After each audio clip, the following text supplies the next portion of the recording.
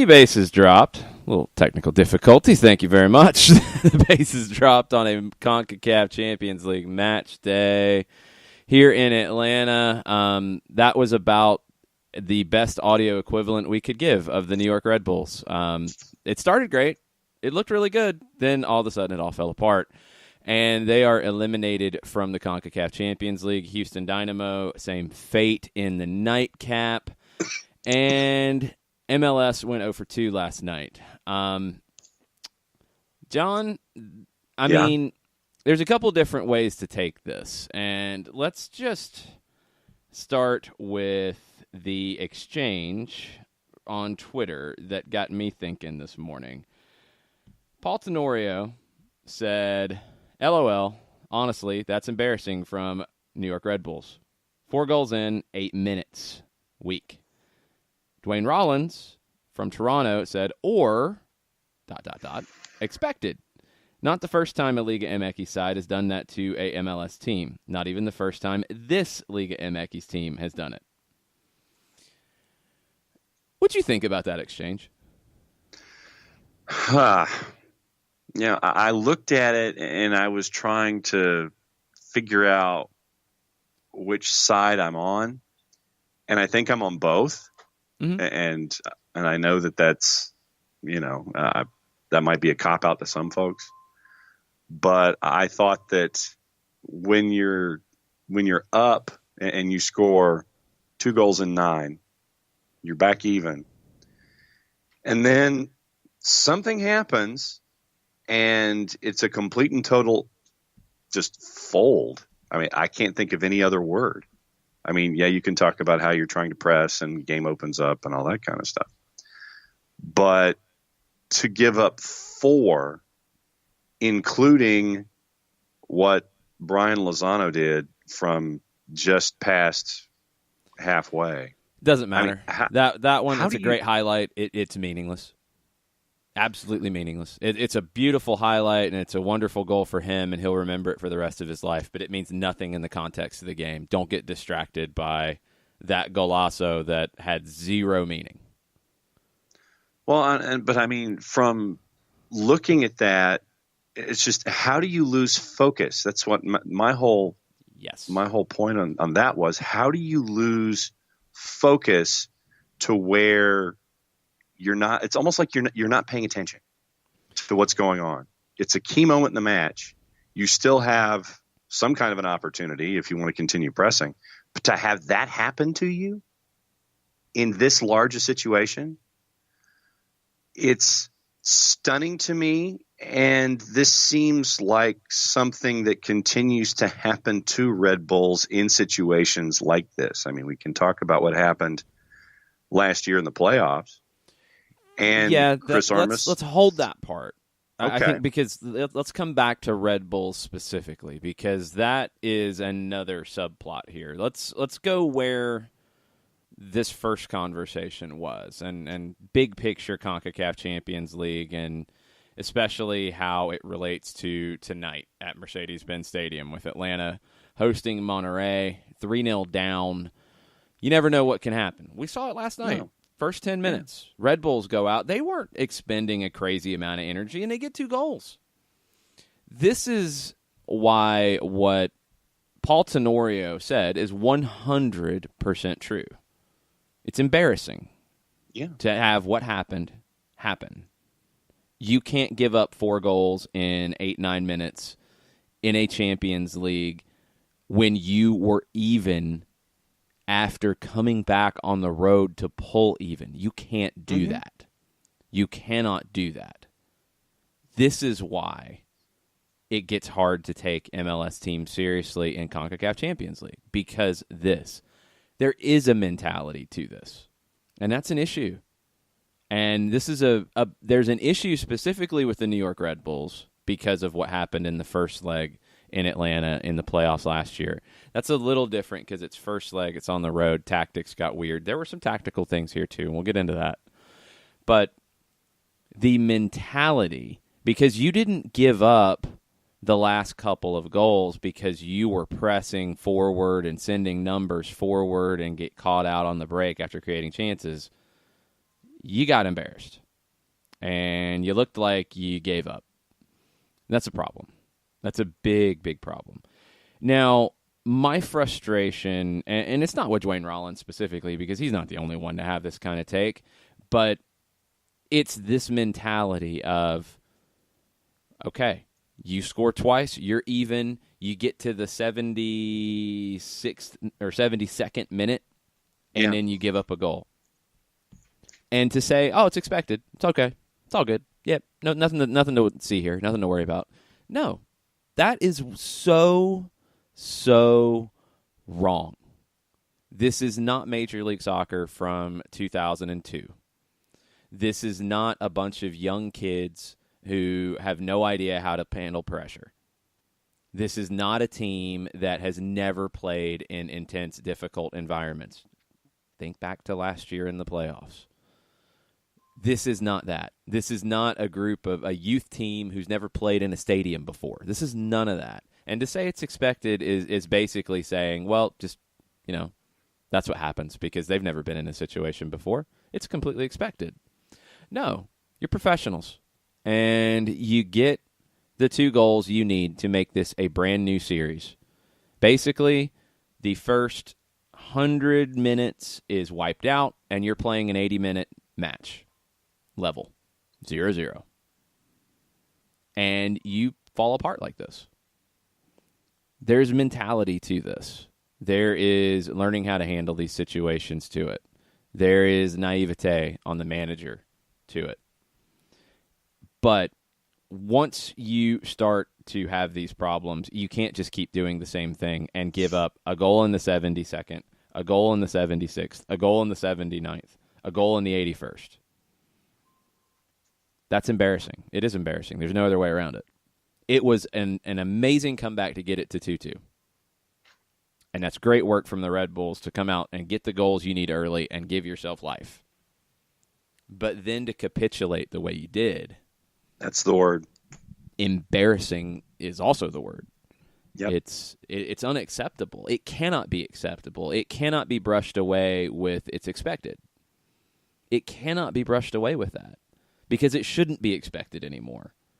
Yes, there are issues with roster sizes, with roster spending, with scheduling. Yes, they're 100% there. And they are all contributors to why it's difficult for Major League Soccer teams to advance here. That wasn't the issue here, though. I mean, you can look at the roster spending between Santos and Red Bulls and draw some conclusions, but Red Bulls also have made a conscious decision to build a roster the way they are. They could spend more if they wanted to, and they're building things the way they want to build things. That's their decision. They have so much more room to spend more in Major League Soccer structure if they wanted to. So that doesn't even necessarily apply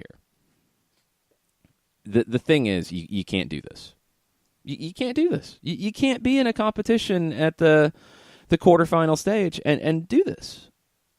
It's embarrassing. There's really not many other words for it. And I have a problem with American soccer, and this is a Canadian pundit, but same thing, MLS, North American soccer. I have a problem with saying it's expected and it's okay, and because when you say it's expected, you're saying it's okay. You're saying, they tried. That's good try. No, that's not okay anymore. No, that's unacceptable. Those days are gone. If you battle and you do what Houston did, let's talk about Houston for a minute. They kept it tight. They didn't get any goals in the series. They lost 3-0. They gave up 1 goal in the second half last night in Tigres. They didn't sit back and bunker. They didn't get anything going forward.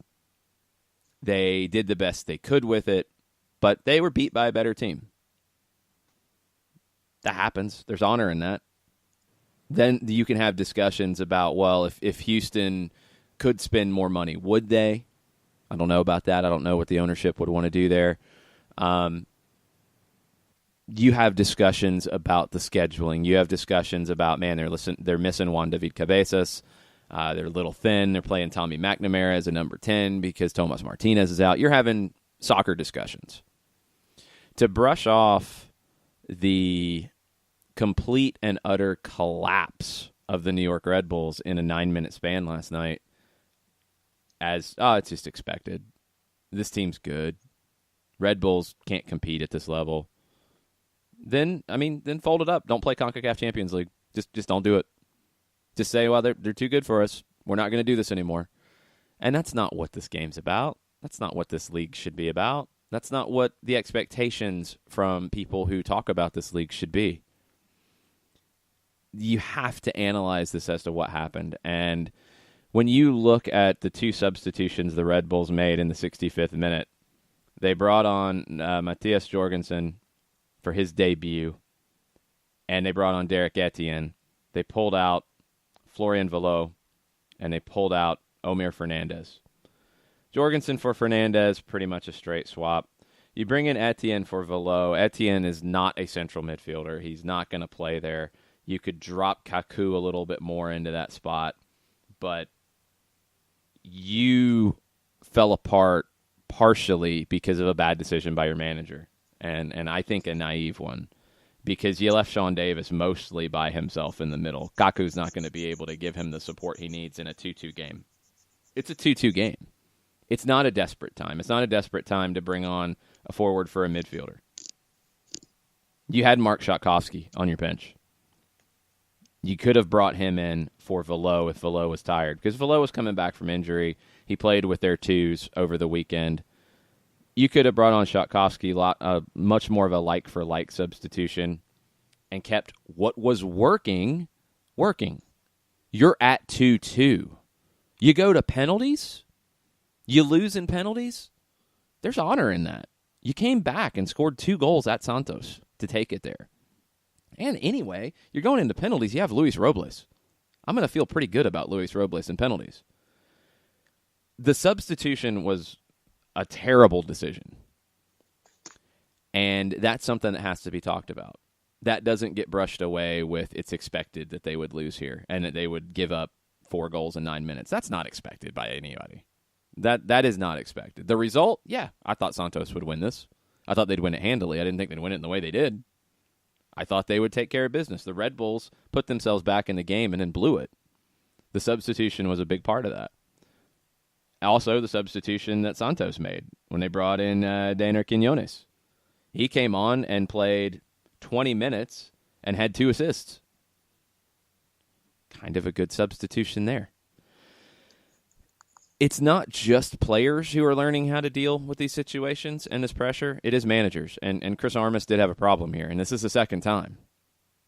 There were serious questions that, again, tried to get brushed under the rug last year at Mercedes-Benz Stadium with his lineup choices, his tactical choices in the first leg of the Eastern Conference Finals.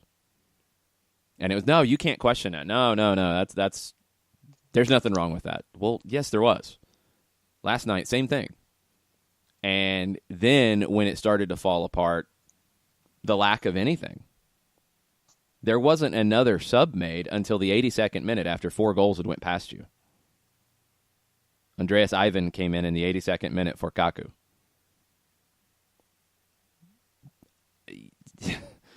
I mean, you're watching your team completely and utterly fall apart. You have a sub. Why aren't you using it to try to change it in this situation? I don't get it. I don't get it that you made a sub that wrecked your midfield. You have another central midfielder on your bench. There's obviously a problem, and there's no correction.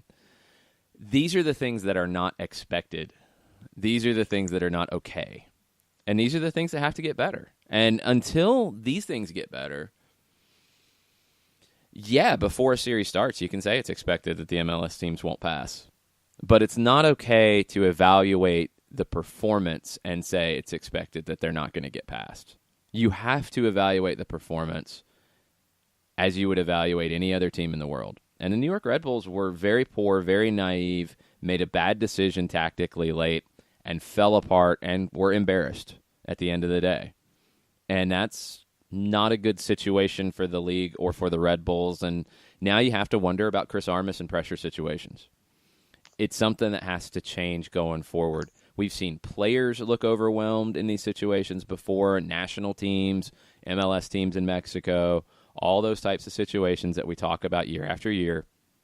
They do happen. This is at a stage now where Bradley Wright Phillips has been there before, done that. Kaku has played in these types of situations before.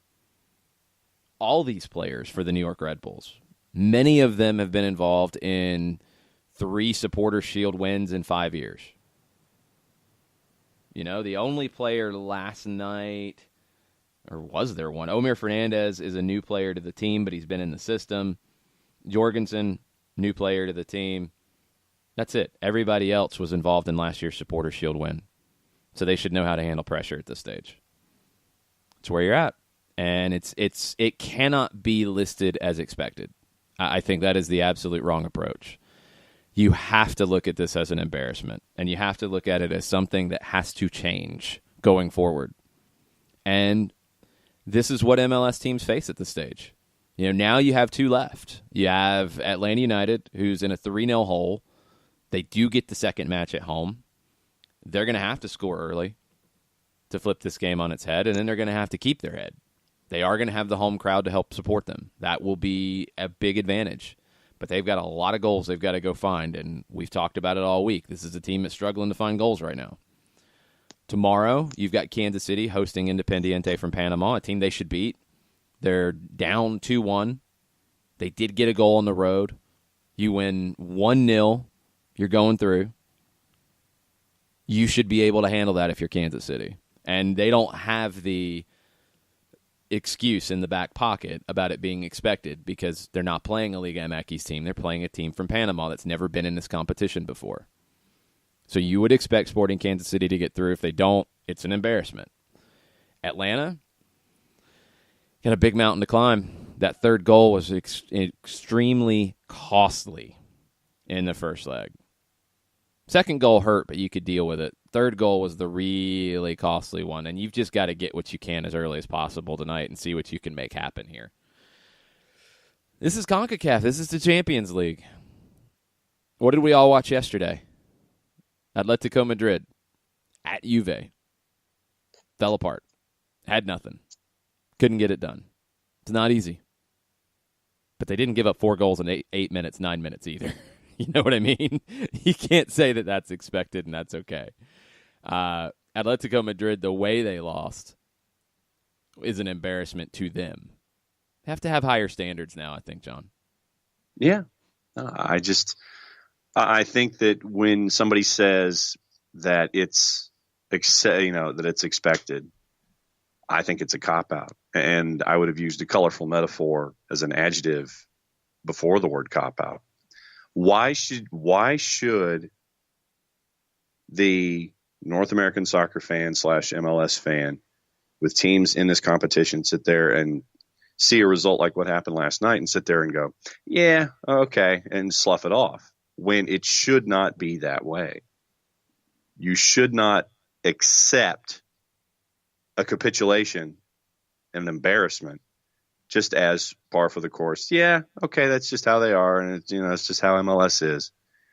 And continue to have this negative vibe about yourself when you have teams that are looking to construct themselves to be competitive in this competition and come out with all guns blazing and do as best as they can and not completely pull a fold in a 9-minute span. To your point about Chris Armas, I think that this, once again, is another example of how he's not handling things in key situations. And I think it should be a point of concern if you're above him in the Red Bulls front office about how things are being handled.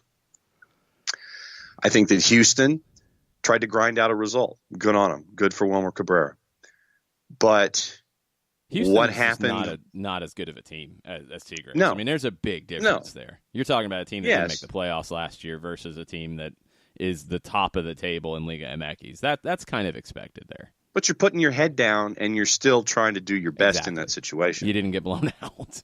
No, you didn't draw everything even at 2 and then completely and totally just have somebody pull one of the Jenga pegs out from the bottom of the tower and have the whole thing completely fall. But I think what this does is, one, for Red Bulls, it really should be a point of concern for Chris Armas and his thought pattern in key situations. And two, it should be a manual of how not to be in this situation and how this should not be acceptable under any auspice or circumstance, as MLS is sitting there and having teams that want to be competitive and want to go forward in these hemispheric and international competitions and want to be that MLS 3.0 or whatever version you want to call it. I just think that the late game with Houston, you tip your hat to Houston, sit there and go, I know that you guys went in there and you guys did your best, but you were going up against a better side. What Red Bulls did should be a warning sign for anybody that transfers any kind of allegiance to Red Bulls. And it should not be an acceptable behavior and sit there and you go, yeah, okay. No. You do not have that kind of negativity attached to something as a default idea. You should know better. Yeah, it's the type of loss that can stick with you, and we'll see if it does with the Red Bulls. Let's take a break right here. We'll get into some of your questions on a Wall Pass Wednesday right after this. Today's show is presented by Appolinsky & Associates, personal injury lawyers with over 30 years of experience, supporters of Atlanta United, Faction, and Inter-Atlanta Youth Football Club. If you've been hurt in a wreck, contact Steve today at steve@aa-legal.com or call in 24/7 at 404-377-9191. The initial consultation is free. A ranger station. I'd like to report a bear hug. Okay. I put out my campfire and Smokey Bear hugged me. So you drowned the fire, you stirred it, drowned it again, and felt that it was cold? Uh-huh. Yep, he's just letting you know you did good. Bear hug from Smokey Bear. Status update. I'm gonna let you go now. There are many ways to start a fire, but one sure way to put it out. Learn how you can do your part at SmokeyBear.com. Sponsored by the U.S. Forest Service Ad Council and your state forester. We know that every driver is different, and a one-size policy does not fit all. That's why Country Financial offers a variety of discounts, so you get the coverage you need and the savings you deserve. From good driver to good student, multi-policy to multi-car, we've got a discount to suit every driver. Call Jason Wright at 678-568-6871 today to see what you could save. On Facebook at Jason Wright Agency or by phone at 678-568-6871. Discounts vary by state. Policies issued by Country Mutual Insurance Company, Country Preferred Insurance Company, or Country Casualty Insurance Company, Bloomington, Illinois. Every hiring manager knows that a company is only as good as the people it's made from. So where do you find the best people? That may surprise you. Meet the grads of life. Young adults of unique determination and experience. An ideal fit for your company in an entry-level position, internship, or even mentorship. They might not have every qualification you typically look for, but they're exactly who your company needs. This is talent worth knowing about. Go to gradsoflife.org to learn how to find, cultivate, and train this great pool of untapped talent. Brought to you by the Ad Council and gradsoflife.org. Welcome back. Wall Pass Wednesday. CCL Fever. Concacaf Champions League. Capitulation is the word of the day. The Red Bulls. Big time capitulation. I've used languid and capitulate in the last few days in different things. I'm happy with my vocabulary. It's expanding. It's good. Way to go, Webster. I need a word of the day thing or something and try to work it in. I think word of the day is capitulation. Well, no, for it is today, but I need one for tomorrow. Michael Head on Twitter. Jason, I understand stating that New York Red Bulls got embarrassed at the end of the match. I was embarrassed/disappointed with Atlanta United and Monterrey, giving up 2 goals after 80 minutes with no subs until the 89th minute. Not much difference, by the way, or not much difference between Red Bulls and Atlanta. I disagree with that. I think there is a big difference, but I was disappointed with the way they finished, too, in Monterrey. I said it. After the second goal, you cannot give up the third here. Whatever you have to do to get out of here at 2-0, you have to do that. That's how these competitions are played. That's how a 2-leg tie is done. It's not about losing yourself in the moment and not thinking about the big picture here. And yeah, go back. If you could go back and listen to, I guess, the way I sounded after the second goal and after the third goal, yep, I was right there with you. I do think it's a huge difference because you didn't give up 4 goals in 9 minutes. You gave up 2 quickly, and then you did get out of there at 3. It's not impossible. It's going to be very, very, very difficult, and you're going to have to get a lot of things go in your favor tonight. I mean, it's one of those where you have to get an early goal. You need to probably get 2 before the half. You're going to have to catch some breaks that you didn't catch last time. It's not going to be easy. And the third goal is what makes it so difficult. But I do feel like there is a big difference between the way things were handled. I mentioned the subs thing with the Red Bulls. It's the same thing that I've said since the match last week.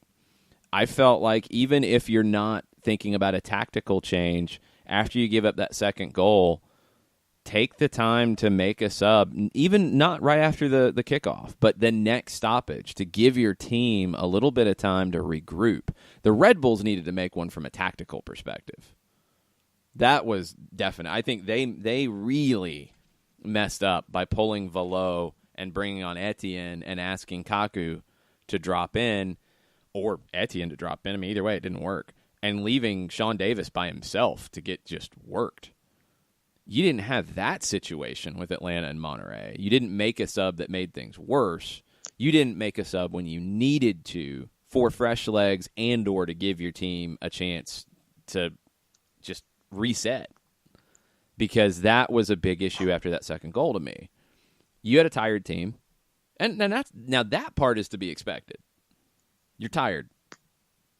Liga MX's teams are very good at taking advantage of that. MLS Buzz and our friend Waffle House United shared this with us. 89% of goals scored by Liga MX's teams against MLS teams in 2019 have come in the last 22 minutes. Fitness is an issue. You know that going in, and you have to plan for that. That means when you get a 2-goal in 9-minute start, if you're the Red Bulls, you have to understand what you have in the tank.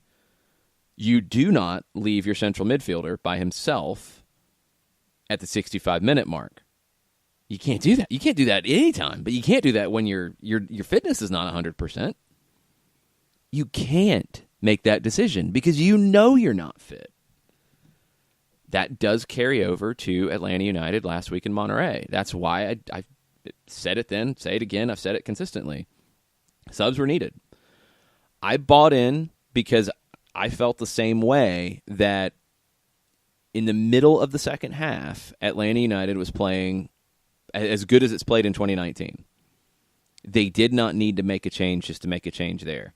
But when Pizarro came on, that started to turn it, and that's where a sub was needed in the middle of the park because Pizarro was starting to run wild.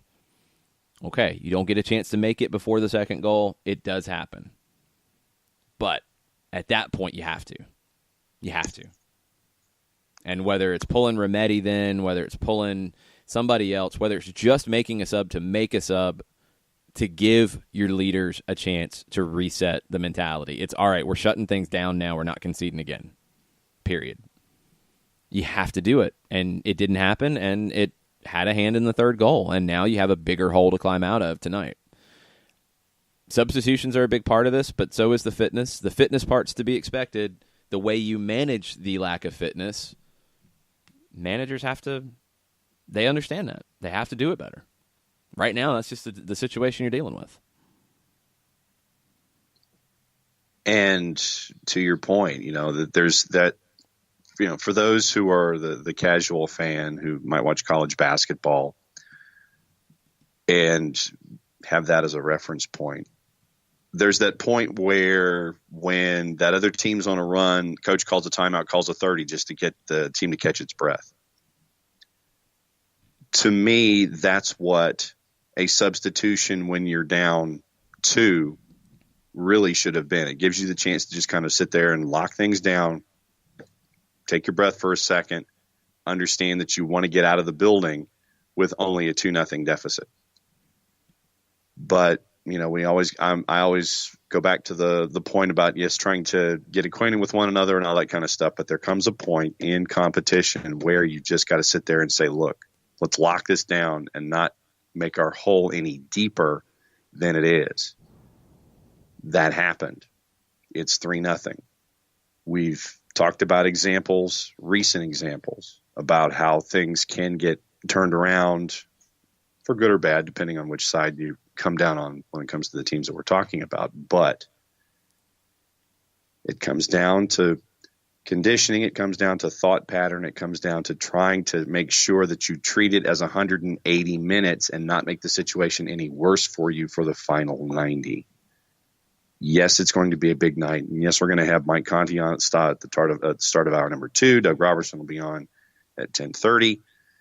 We can get into this with them as well, but it's a tall mountain. Things have to go your way. But I think what you can also do is take tonight and have that be that first step going forward, working toward Philadelphia, working toward the ideas that you want to get accomplished, and get into the break with some positivity. You play well tonight, regardless of result, you play well tonight, and I'll put those in air quotes, and I just did that, and it doesn't work well for radio. Good first steps toward Philadelphia, more positive steps in Philadelphia heading toward the break. I think that tonight can work well for you a couple of different ways, if not just focusing on the result. Yeah, I mean, I think you need to win tonight. I think you need to win tonight, not the series. You'd like to, but you need to win tonight. A 2-1 loss or 3-1 loss or whatever is not where you want to be at the end of tonight. You'd like to come out of it with a win on the evening and see what can happen from there. I mean, that's what your focus is coming in. You want to win the match tonight. If you have an opportunity to win by a big enough margin to advance, of course, you're going to go for it, and you make that decision when the time is right. You don't come out in a crazy, 5-man front line with no defense, because then you're going to end the series in the first 5 minutes. The bad way. You've got to play this out for 90 minutes. If you score a goal every 30 minutes, you're sending it to penalties. You got to play the long game here. This is what's so crazy about the Red Bull situation to me, is you get those 2 goals so early to where you are completely even. You have 80 minutes even. Yeah. Why? If you're pulling Florian Valot at the time you did, why do you not bring on Mark Szatkowski? He's in your 18. You didn't use him. Why are you not keeping it where it is? Why are you going aggressive and bringing on 2 players you could consider forwards in the 65th minute mark? It's not over yet. That's 25 more minutes. Like, you're even. There's nothing to go risk. You're on the road. That's poor management. 100% poor management. It's different than what happened in the first leg for Atlanta, although what happened in the first leg is not okay either. You can't give up that 3rd goal. You needed some fresh legs. I'm really curious to see how tonight goes in terms of the lineup. There seem to be some hints that you could see things a little differently tonight. You're going to have to see somebody in place of Leandro Gonzalez-Pirez. Is that Florentin Pogba? We saw him play with the 2s on the left side of a 3-man back line. That would be where he would slot in if he is playing for LGP. He wasn't able to finish. He had blisters, and that's what took him out of that match at around the 60, 65-minute mark. Right. He looked rusty, but he looked very confident. He looked good for 30 to 40 minutes, I felt like. I think he's got a somewhat similar game to LGP in that he's got a long range of passing, maybe a little bit more comfortable being physical, just a little bit different physically. He's not. I don't think he can give you 90 tonight. No. But can he get you through for a while? Hopefully. If you turn to him, you could do things differently in the back. We don't know about Franco Escobar. We don't know what his availability is. We don't know about Jeff Lorenowitz moving to the back line. We don't know if you go to a 4-man back line. These are things that make it somewhat difficult for Monterrey, who's coming off of a disappointing draw against Tigres. They gave up a goal late, kind of a weird goal to give up. They've got some heavy legs. Their first team has played a lot in recent weeks. They go straight from here to Tijuana to play a league match this weekend. They're suddenly in third in the league, even though they haven't lost in 2019. They've got some pressure on them. The Rayados fans are not 100% happy about the way things are going right now because you're getting a lot of draws. You're not getting a lot of goals. They're expected to come in here and run roughshod. We'll see if they do. MLS teams, we'll get into the scheduling that has to help. We've talked about a lot of it. The salary cap, the spending, the rosters have to be better. All those things are true. They're 100% true. But you also have to learn from the inside the competition things that are happening. You're not fit, you have to manage that. Sometimes you're not fit. Sometimes you have to manage these situations. That's a problem right now. And it's one thing to say, yes, we're not 100% fit. We're having to deal with what we can deal with. You give up goals because you're tired. You give up goals because you're tired. It's another to not make appropriate changes to deal with that. That's kind of silly to me. So I'm curious to see how this goes. This is a good question from, where is it? Nathan Pugh. And I think I subliminally saw Nathan Pugh's tweet from earlier this morning. I did miss it. He did use capitulated, which is good. I did not steal that from you, Nathan. I would give you full credit. I didn't know you used it. Red Bulls played well, but capitulated big late in Mexico. They drew in a boring match in Columbus. Is Armas on the hot seat? Are fans in New Jersey pushing the panic button? I wonder how much different their fan base is from ours. I have not heard one thing about Chris Armas being on the hot seat. Nope. Nothing. I haven't even heard much criticism. Because, again, and this wasn't a Red Bulls fan. This was somebody in Toronto, but they just explained it away as it's expected. It's not expected to pull Florian Velo and bring on an attacking player and leave Sean Davis by himself. Sean Davis should be furious. You had Mark Shatkovsky on the bench. There have to be questions of Chris Armas, but last year when there were questions asked of Chris Armas, a lot of people said that, no, he didn't do anything crazy in the first leg. No, it was okay. It just didn't work. Well, now this is two things that didn't work. And there should be questions. In key situations. Would I put him on the hot seat? No. I'd say warm. I wouldn't. I wouldn't even do that. I mean, you're not going to fire him right now. No. Well, that's the hot seat. No. Let's be real. Let's define hot seat properly here. The hot seat is you're going to get fired. Right. Flat out. Okay. Yes. So he's not getting fired. No. So he's not on a hot seat. It's not warm. It's not nothing. I would raise an eyebrow. Yes, I would ask questions. You have to ask questions when you have two of these, but he's not getting fired. Just like Frank de Boer is not on a hot seat. Sorry, I know some people want to say that, but I disagree. I don't think he's on a hot seat. Pushing the panic button, I think you can do that and not be on the hot seat. What's happened here is different than there. I would be pushing the panic button in key situations, in big moments about Chris Armas, yes. Because I don't know if he can handle them well. No, I'm down with that completely. Hot seat, no. Fired, no. Concern in big situations, yes. With the talent that he has on hand and the way that the system has been developed that he's been a part of, obviously they're one of the teams that everybody's looking at to be at the top of the Eastern Conference or close to the top of the Eastern Conference. But regular seasons are one thing. Hemispheric competitions, playoff, completely, totally different. And we've seen a 2 sample size that Armas in these situations is not faring well when it comes to his ideas and how he wants to have them, how he's implementing them in his brain and on the pitch. So, yeah, I would definitely raise an eyebrow where Armas is concerned. Are fans in New Jersey pushing the panic button? I don't know really how active Red Bulls fans are when it comes to voicing an opinion. I mean, we've seen how, we see how not full Red Bull Arena is, and it just seems to be kind of there. You know, it's that Raider record that's like a 65 that you kind of can dance to if you're the right person, but most of the time you can't. It's just kind of there.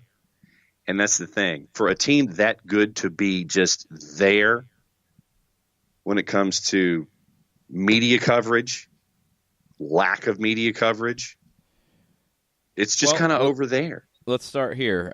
Red Bulls News Network, rbnn.us. This is the first paragraph.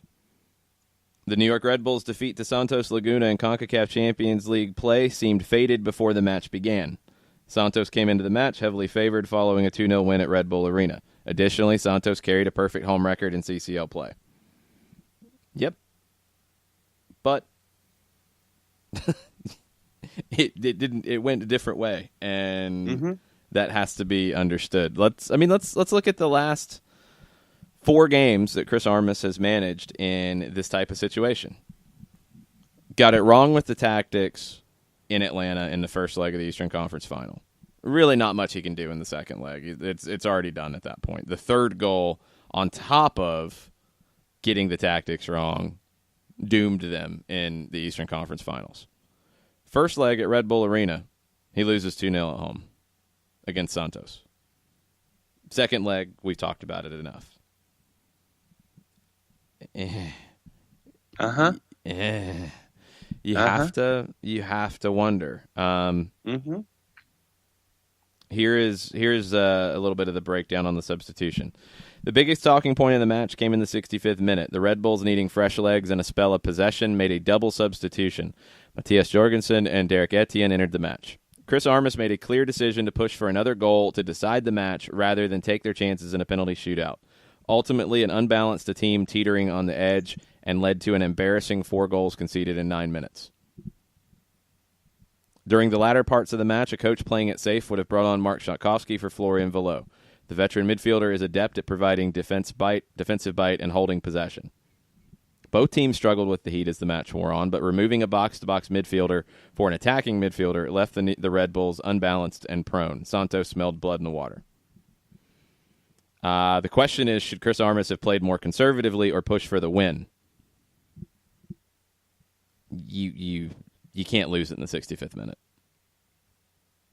I don't think there's a question. You can't go for the game with that type of move in the 65th minute on the road after you fought so hard to get it back level. You can't do that. I don't think there's any way to explain it.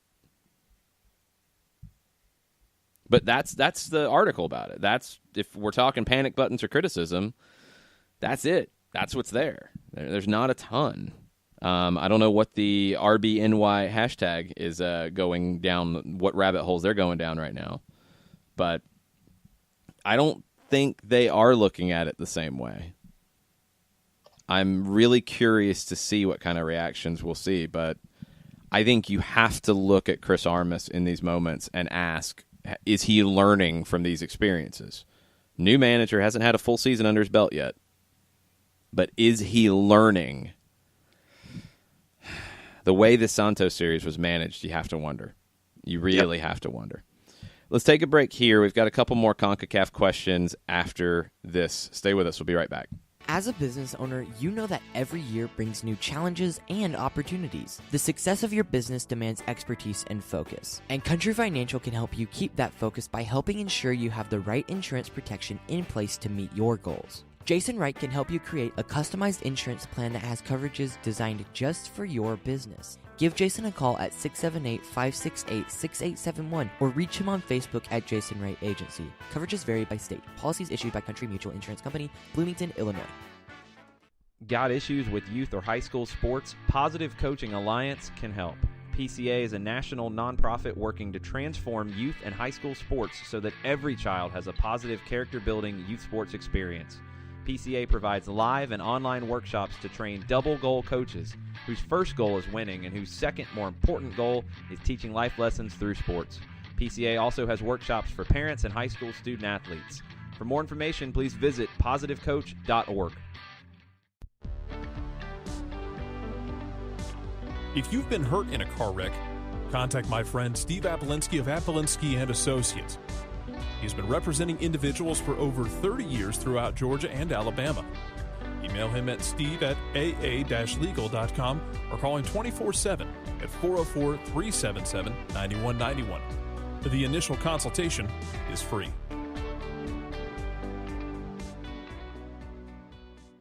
I adopted Bento in 2010 from a shelter. This cat makes me make art. He's always motivating me to draw pictures of him. He just is motivating artistically. He's my best friend, but a lot of people know him as Keyboard Cat. Keyboard Cat, YouTube star and shelter pet. Amazing adoption stories start in shelters. Start yours today. Visit theshelterpetproject.org to find a pet near you. Brought to you by Maddie's Fund, the Humane Society of the United States, and the Ad Council. Welcome back. Wall Pass Wednesday, Concacaf Champions League match day. Fort Laney United against Monterrey tonight. Still talking Red Bulls. Capitulation, the word of the day last night. Patrick asks on Twitter, Red Bulls had week 2 off in MLS. They look amazing to start this match. It seems the rest and ability to game plan could be a huge leg up for Red Bulls. Maybe this is the answer for helping MLS teams have a shot in Concacaf Champions League. We saw it last year where some teams rearranged games. I know the Red Bulls did. I know Toronto did. This year, that hasn't happened at all with MLS teams rescheduling matches for CONCACAF. It's a fine line because you also need to play to get into midseason form. And if you're postponing MLS matches, you're not playing. Is the training time better than playing? I don't know if there's a perfect answer to that, to be honest. Yeah. Because, it's going to come back at you one way or the other. So I don't know. It's like, okay, do you push things back and get compressed back there, or do you just go ahead and let it be so that way you can have an idea as to what you're going to end up being when it comes to your schedule? So, yeah, I mean, for me, this is like, okay, sometimes, it might work for some folks, may not work for others. That's just part of the gig. Trains, I guess, is behind enemy lines. Trains says that they are in the Red Bull Discord, and they care, I assure you. But are they blaming Chris Armas? That's the question I have.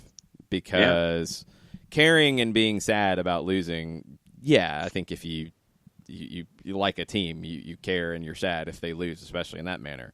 But are they blaming? Are panic buttons being pushed? Are things being thrown? Are there index fingers being pointed of concern? Like, is there that type of stuff going on? And that I don't know. I haven't seen it yet. I haven't really dug too deep either. I'm seeing a lot of people explaining it away, and I think that's the wrong route here.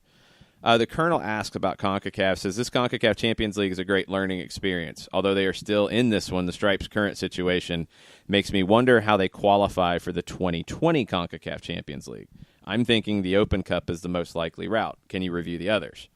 Yeah, it's a lot simpler now because you're on a normal schedule when it comes to CONCACAF Champions League. They redid the tournament a couple of years ago, and things got a little weird with how qualifiers came out of MLS. But now it's what it will be going forward. It's simple. MLS Cup winner goes. Supporter Shield winner goes. Best record in the other conference from the Supporter Shield goes. U.S. Open Cup winner goes. That's it. If a Canadian team wins any of those but U.S. Open Cup, obviously, then it is the next best regular season record that goes. So it's regular season play, it's the MLS Cup winner, and it's the Open Cup winner. That's how you can qualify. And those are the things that Atlanta has to look at because, how many times have we seen new clubs, new big clubs, get into a Champions League and struggle? How long did it take Chelsea to win their Champions League? Pretty good while. Took them a while. Yeah. Manchester City, still looking pretty good right now, but still looking. Yeah. Well, and Guardiola PSG said that they regard themselves as teenagers when it comes to everybody else in the competition right now, by experience. PSG, they're built to try to win a Champions League. They're at home now. Juve, they spent an obscene amount of money to bring in Cristiano Ronaldo, specifically to win the Champions League. They didn't need him for Serie A. It doesn't matter. Serie A doesn't matter. They got it. They had it 3 weeks in. It's about winning Champions League. They haven't done it in a while. It's not easy. It's a different continent, yes, but it's not easy when you're in it for the first time. Atlanta's learning hard lessons. They have to get better. That's how you improve. That's why I have a problem with a team that made it to the semis last year and had a very good run and has just about everybody back from that team. They're missing Tyler Adams. That's the one guy they don't have. And man, he would have been useful for them last night. But this group went through that last year. They went through a nail-biting series against Chivas. They touted winning in Mexico at Tijuana. You can't explain it away when you lose the way you did last night. This is not the same team that like Atlanta that's in there for the first time. This is not the same team as Houston, who didn't make the playoffs last year. Red Bulls were in the semis last year. They know how to handle this competition. Chris Armas was the assistant for that team. To lose in this manner is unacceptable, and it needs to be explained as such, I think, if we're ever going to get past this type of stuff and we're going to see an MLS team win the Concacaf Champions League. Those types of results last night can't be acceptable. Let's take our final break of hour number 1. We've got Mike Conti from 92.9 The Game joining us at 10 o'clock. We've got Doug Robertson of the AJC joining us at 10:30. We're going to take a quick break. More Wall Pass Wednesday questions. Throw them our way on Twitter at Soccer Down Here. We'll be right back. Today's show is presented by Appolinsky & Associates, personal injury lawyers with over 30 years of experience, supporters of Atlanta United, Faction, and Inter-Atlanta Youth Football Club. If you've been hurt in a wreck, contact Steve today at steve@aa-legal.com or call in 24/7 at 404-377-9191. The initial consultation is free. A ranger station. I'd like to report a bear hug. Okay. I put out my campfire and Smokey Bear hugged me. So you drowned the fire, you stirred it, drowned it again, and felt that it was cold? Uh-huh. Yep, he's just letting you know you did good. Bear hug from Smokey Bear. Status update. I'm gonna let you go now. There are many ways to start a fire, but one sure way to put it out. Learn how you can do your part at SmokeyBear.com. Sponsored by the U.S. Forest Service, Ad Council, and your state forester. We know that every driver is different, and a one-size policy does not fit all. That's why Country Financial offers a variety of discounts, so you get the coverage you need and the savings you deserve. From good driver to good student, multi-policy to multi-car, we've got a discount to suit every driver. Call Jason Wright at 678-568-6871 today to see what you could save. On Facebook at Jason Wright Agency or by phone at 678-568-6871. Discounts vary by state. Policies issued by Country Mutual Insurance Company, Country Preferred Insurance Company, or Country Casualty Insurance Company, Bloomington, Illinois. Every hiring manager knows that a company is only as good as the people it's made from. So where do you find the best people? That may surprise you.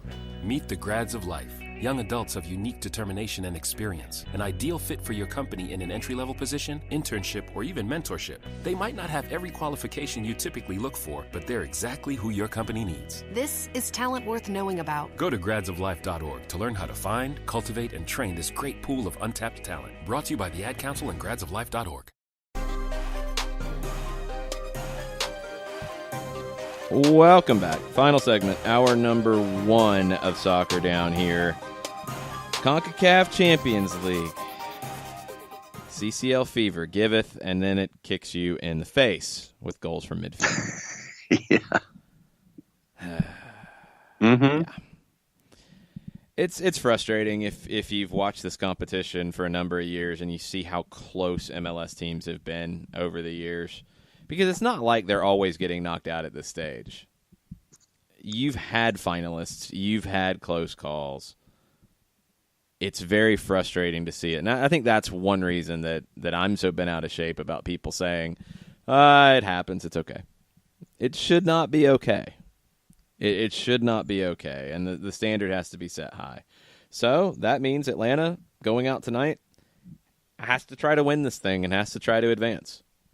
It's not going to be easy.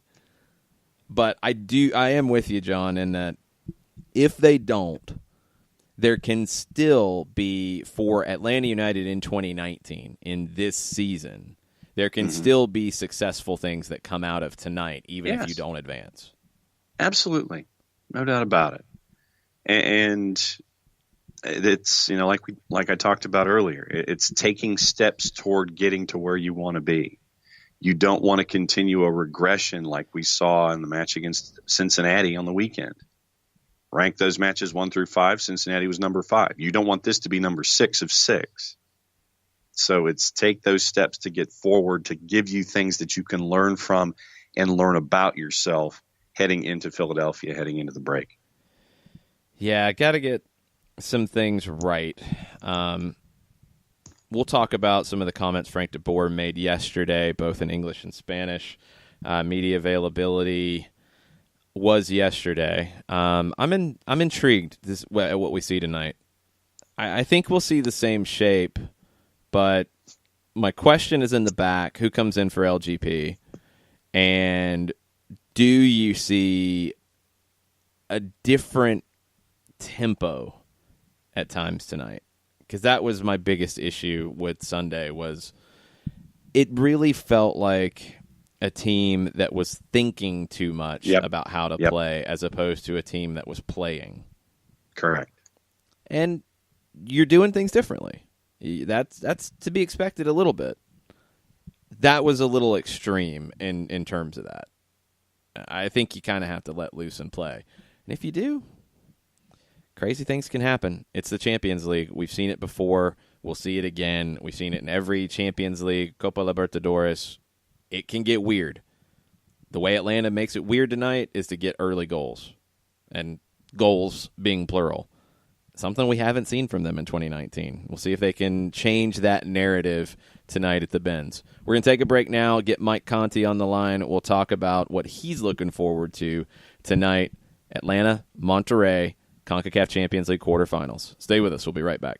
As a business owner, you know that every year brings new challenges and opportunities. The success of your business demands expertise and focus. And Country Financial can help you keep that focus by helping ensure you have the right insurance protection in place to meet your goals. Jason Wright can help you create a customized insurance plan that has coverages designed just for your business. Give Jason a call at 678-568-6871 or reach him on Facebook at Jason Wright Agency. Coverages vary by state. Policies issued by Country Mutual Insurance Company, Bloomington, Illinois. Got issues with youth or high school sports? Positive Coaching Alliance can help. PCA is a national nonprofit working to transform youth and high school sports so that every child has a positive character-building youth sports experience. PCA provides live and online workshops to train double-goal coaches whose first goal is winning and whose second, more important goal is teaching life lessons through sports. PCA also has workshops for parents and high school student athletes.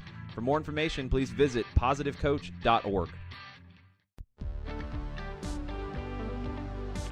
If you've been hurt in a car wreck, contact my friend Steve Apolinsky of Apolinsky & Associates.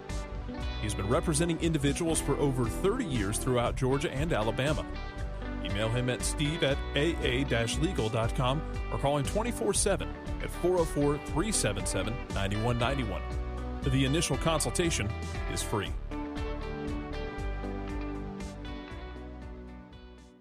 I adopted Bento in 2010 from a shelter.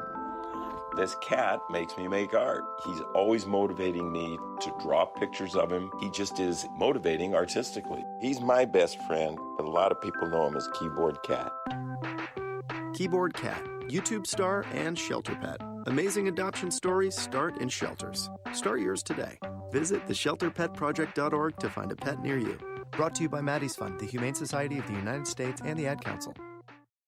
You're listening to Soccer Down Here daily on SDH Networks, a division of OSG Sports. Find us at Soccer Down Here on Facebook and Twitter. The time is now the top of the hour. Peep, y'all. Hour number 2, Soccer Down Here, March 13th, Concacaf Champions League match day. Second leg of the quarterfinal. Atlanta United comes in 3-0 down on aggregate to Rayados of Monterrey. I'll be on the call in Star 94.1 tonight with this guy, Mike Conti. What's up? Hey, guys. What's going on? We've been railing about the Red Bulls capitulation. That's the word of the day. Word of the day. Mm-hmm. 4 goals in 9 minutes, and we've been wondering if Chris Armas should have some heat for his management of the team in big situations. What did you think when you saw this game play out last night? When I saw it go 2-0 Red Bulls, I thought maybe Atlanta United should go for it tonight. It gave me some false hope, I guess. Look, I did not watch that sequence where they conceded 4 times. So I don't want to speak to what happened tactically or if Chris Armas did anything wrong because I haven't had a chance to see it yet. Just a strange match, really strange. That they could go down there, get 2 quick goals on the road, put all the pressure on Santos Laguna, and then obviously Santos Laguna came up with the response. But for as much heat has been on Frank de Boer for the way that Atlanta United has started, New York Red Bulls have not started very well either. Crashing out of CONCACAF, they got a very easy draw in the round of 16. They have not looked great in MLS. They're going to have to figure some things out this international break, along with Atlanta United. But, for all the national people that want to ponder what's gone wrong in Atlanta, I think you have to start asking questions. What's gone wrong with Red Bulls? They had 71 points last year, best team in MLS history, and they have jumped out of the gate very, very slowly. All right, so let's go backwards since this is the first time that we've had the chance to kind of be together since Cincinnati. What positives did you take away from the Cincinnati match? Knowing what the result is and all that kind of stuff, everybody, looked at Monday and Tuesday and all that kind of stuff and have been locked into that. But were there any positives that stuck with you from the match over the weekend? Well, I think one big positive. Well, first of all, on the field, Miles Robinson continues to be a huge positive, a huge revelation. And Darren Eales even came up here to 92.9 yesterday and talked about how Miles Robinson has just played unbelievably well for them in these first couple of matches. And I agree. I think he's been phenomenal. Played great again on Sunday. So that's one thing on the pitch. I think off the pitch, if you're trying to take positives, I guess you could say that what happened on Sunday has started to force some conversations. And you heard Frank de Boer talk about it yesterday, about how they want to be more attacking. They've discussed it a lot internally. They feel like Sunday against Philadelphia, they will be more attacking. Some of the players have said that too, that, we've been talking. We're not happy with where we are right now. We know we need to get better. We know we need to attack more. I think even Michael Parkhurst had made a comment about how we need to get in behind some people now. So if anything, I don't really feel like there was ever a problem with complacency with this club, but I think now we know for sure that the conversations are taking place based on what we had yesterday in the media availability with Frank de Boer and some of the players. So I take that as a positive. If Cincinnati's going to be rock bottom for this season and it's nowhere to go but up from here, then Atlanta United's going to have a really good season. They're not out of it by any stretch in MLS. No one's lighting the world on fire. No one has earned 6 points already in the Eastern Conference. 7 teams make the playoffs. Atlanta United's going to be just fine there. So if Cincinnati is going to be the reflecting point where they're going to take a look internally and decide, all right, what we've done so far has not worked, let's change it, then I take that as a positive. We'll see if that turns out to be the case. But a lot of the things that I heard yesterday out of the media availability I thought was very encouraging. What do you think Atlanta United does tonight to replace Leandro Gonzalez-Perez? Sounds like Pogba's going to be available, huh? So I would guess. I mean, I don't know if that's too much to ask to just throw him right in there and start against Rayados. I'd imagine he would be in the 18. I think you go Lorenowitz. I think you go, I mean, assuming you're still 3 in the back, 3-4-3. I think you, in some left to right formation, Lorenowitz, Mikey Ambrose, the third one.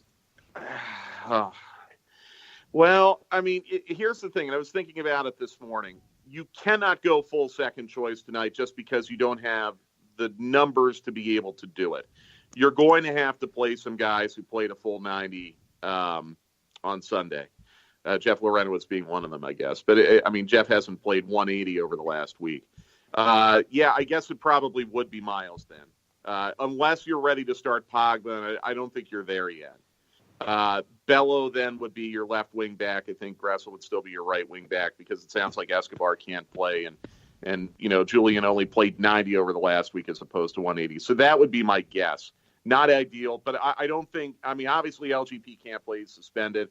I think you've got to find Parkhurst some time off. I just think out of fairness. I mean, he's doing absolutely all he can, and you tip your cap to him for, you know, basically running his legs off his body, but you've got to give him a break. So I think Mikey Ambrose is certainly one of the entries as the center back tonight. I really, really feel strongly about that. I think it's possible. I don't know. We had a chance to see Pogba with the twos. I don't think he's 90 minutes fit. No. I think he can step in and give you 60, maybe get to 70. You're going to be struggling to see him get to 90, and that's a concern because you don't really have anybody else who's a natural fit for that position. Mikey is somebody we've seen play in the middle in preseason, not on a regular. Jeff on the left side, or Miles or Parkhurst, whoever would slide over to the left. We haven't really seen that on the left side of the three. It's going to be very tricky with LGP out tonight. Yeah, I mean, unless you go to Parkhurst and you say, hey, look, can you give us 180 more minutes before we get to the international break? Because, it might be a situation where they have no choice. Right. And I got the sense hearing Frank yesterday saying things like Pogba would be available. That's a little bit different than Pogba is 90 minutes match fit, as you guys have outlined. So I think Pogba is your substitute center back tonight, if I'm just speculating. I mean, obviously, Jason and I, we don't get to see the lineups until the rest of you get to see it. So I have no intel on this. But I think this match is going to scream for Mikey Ambrose tonight, just because you don't really have the luxury of any kind of depth back there right now. You can look at the midfield, you can look at the attack and say, okay, they can be a little bit creative here and maybe – slide Dion Pereira in there, call on Andrew Carlton, have Kevin Kratz start in the midfield. Like, you have more options there. With LGP out, you're handcuffed. And with Escobar not back yet, you're even more so handcuffed. So, there's not a ton of options for the technical staff right now. And that's why I almost feel like by default, it's either going to be Parkhurst or Ambrose, one or the other. And I just think it's too much to ask Parkhurst to do it again with the work rate that he's had to put in over the last 2 weeks. What about up top? I mean, is this a situation where you're looking at, say, Tito starting with Joseph and, Romario in the 18? Well, you start Parco, bring PT on for 30? What are you thinking? Well, that's also tricky. Again, let's remember, I don't think you can go full second choice tonight because you don't have quite enough depth to do so. I also think Sunday is more important than tonight. Look, Red Bulls, they got 2 quick goals last night. They got that series with Santos Laguna on terms, and then we saw what Santos Laguna did. But anything can happen in the Champions League. But if you're looking at this realistically, it's just, I think it's too much tonight. You're going to need a 4-goal win or a 3-0 win to get to penalties. If it were me, and I do not make the decisions, I'm giving Joseph the night off and starting Romario at striker, Tito. I think you start Pitti, and the reason why is, and this is very kind of not reasoned out of anything other than pure emotion. I think you want to put Pitti out there as the minnow that you're dropping into the lake, trying to snag that catfish. And you put Pitti out there and you try to get Carlos Rodriguez red carded early. You dangle him out there and say, okay, Carlos Rodriguez, go for it. Come at him. And you try to bait him into doing something stupid, because I think he's going to be on a very short leash tonight after his 10 fouls last Wednesday. I know going to be 8 fouls before he gets a card this time instead of 10. No, honestly, I mean, look, I don't know what the referees talk about with the sanctioning body before the match, but I think there has to be an awareness that what Carlos Rodriguez did last week, it cannot occur again tonight. So if you put Pitti out there and maybe you try to bait him into some early fouls, and even a quick yellow would change the way that he would have to play. And then I think the dynamics of the match change. But I also think, Pitti has not gone a full 90 for you yet. So there might be a little more in the tank for him as opposed to a guy like, I don't know, Barco or even Joseph. Although Joseph has not gone a full 90, I guess, since last Sunday. So I'm starting Pitti tonight. But I think this is a good opportunity for Romario Williams. I thought Andrew Carlton came in there on Sunday and was asking questions, obviously with much fresher legs, but take advantage of those fresh legs tonight. I think he could get a call up top. And I think you've got to go with Tito. I mean, he's clearly fresh. He hasn't had to play much in the last week. So that's the way I see it. And I know that's a very unconventional thought with PT. Putting him in there solely for the purpose of trying to draw some fouls. But that is something that he did very well last Wednesday in Monterrey. And as a result, Atlanta United generated some dangerous free kicks off of that. You're in a situation tonight trailing 3-0 on aggregate where you need early lightning. You need a quick goal or a quick penalty or a quick red card or something that immediately changes the dynamic of the match. Because every minute that goes by with Atlanta United not scoring brings Monterrey 1 minute closer to getting through. And see, that's why I would be far more aggressive tonight than you would. I think you go with as close to a first-choice lineup as you can, barring anybody who needs a break. The couple changes I would make would be, if Parkhurst can go, he goes to start tonight. Joseph, same thing. I would have PT come off the bench and start Tito in his place. But my thought process going in would be, if I don't get goals early, if I get to the 60-minute mark and it's still 0-0, or I've conceded, or even at 60-minute mark, if you get one and it's 1-0, you're still going to play it out. But if you're at 60 and you haven't cut the score or you've conceded, that's where you pull Parkhurst for Pogba.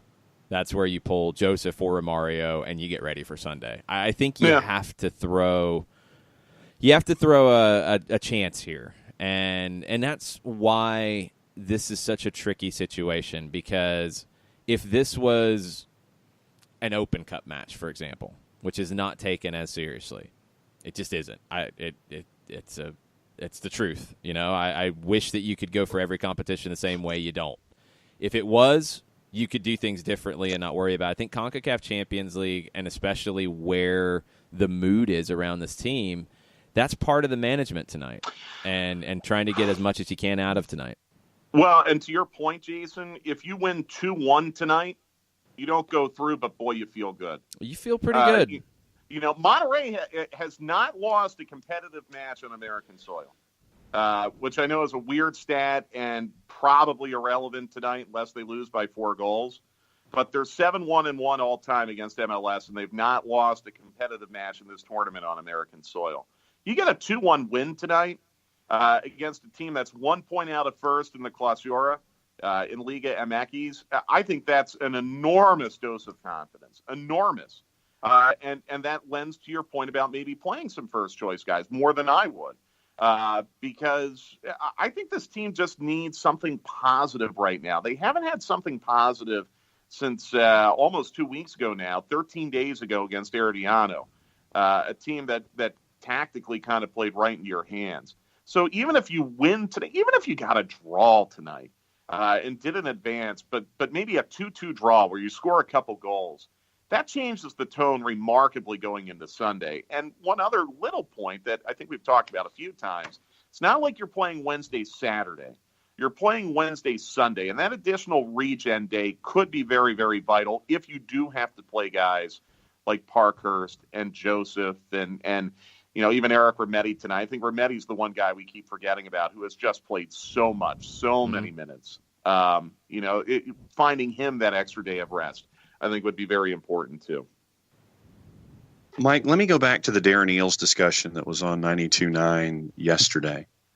And Darren said some impactful things about competing in Concacaf Champions League and about what Frank DeBoer and the coaching staff are trying to do out of the blocks here for Atlanta United. I think that one of the points that Darren made that I thought that we should talk about this morning is the idea of releasing the purse strings a little bit so teams like an Atlanta United who are pursuing these hemispheric championships and other championships that come across the board are able to go mano a mano, head to head. They can match two deeps as best as they can in these situations where MLS is already hamstrung about having to start their season where Liga MX sides were already 9-10 matches in their clausura. I thought that Darren had some really impactful stuff come across yesterday. Yeah, it was really kind of a two-pronged argument. And to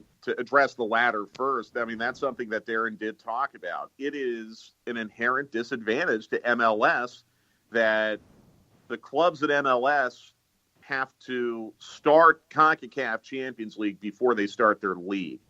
Whereas Liga MX has a 7 or 8 match head start. We saw the importance, Herediano, a team that was clearly not on the same level talent-wise as Atlanta United. We saw the impact of them getting a 6-7 match head start in the Primera Division in Costa Rica had for them. And they weren't even very good in league play, but you saw the impact of that kind of head start. It will get a little bit better next year because reportedly the MLS season is going to start in early February as opposed to early March, but that's still not really enough. But the problem is if you tried to move the CONCACAF Champions League to later in the year, say in May, this is a point that Jason made on Twitter yesterday, then Liga MX is going to cry foul. You're going to make us play CONCACAF Champions League during our playoff? There's just no easy way to do it. There's no easy way to fit it in schedule-wise with all of the different leagues across North and Central America playing different schedules. But I do understand Darren's argument there. As far as the spending is concerned, Darren made the point that, Monterrey's wage bill, I think, is, 3 times as high as Atlanta United? And Atlanta United's an ambitious club that wants to spend, but they have to do it within the confines of the MLS rules. This is a point, Jason, that Darren made to us in Monterrey when we spoke to him after the match, and he made it again on the air yesterday. Rayados, they're bringing Pizarro off the bench. It's a guy who just got called up by Tata Martino to play for El Tri. A guy who transferred in for 14.5 million euros last year. Okay, they're bringing him off the bench. Atlanta United, I mean, look, they're a very talented team. They've assembled as talented a club as they possibly can, but that just demonstrates to you how much of an advantage these Mexican clubs have in the way that they're able to spend without limitation compared to what the MLS clubs can do with the bounds of their salary cap. And I think there's a happy median here. Someone on Twitter made the argument yesterday, just go to a 4th designated player, and that's all. That's all we need to do. Quite frankly, I don't think it's about adding a designated player. I think it's just allowing the non-designated players to earn a little bit more money. I think you can still do this within the confines of having 3 designated players if you're allowed to pay your non-DPs a little bit more. But until those 2 factors are addressed, this is not going to get much better for MLS in the CONCACAF Champions League. And what I fear is, you only have 4 or 5 MLS teams make it into CONCACAF every year. for owners of clubs that are not interested in competing on the international level, and I'd say there's probably at least 7 to 9 or 10 of them in MLS, until those owners get on board with recognizing that playing in Concacaf Champions League is important for the entire league, I don't really see these issues being addressed. Yeah, this is an issue that will need to be talked about. As we finish up with Mike Conti from 92.9 The Game, keep in mind tonight we're on Star 94.1, 7:30 for Five Stripes Countdown. Kickoff will be just after 8 o'clock. We'll have the full-time report for an hour after the final whistle to recap everything. And I'm sure in the full-time report we'll be getting into some of this as well, because Monterrey is not your average MLS or average Mexican team either. No. They are way ahead of the other Mexican teams in terms of spending. The draw has not been kind to Atlanta United. It's a blind draw.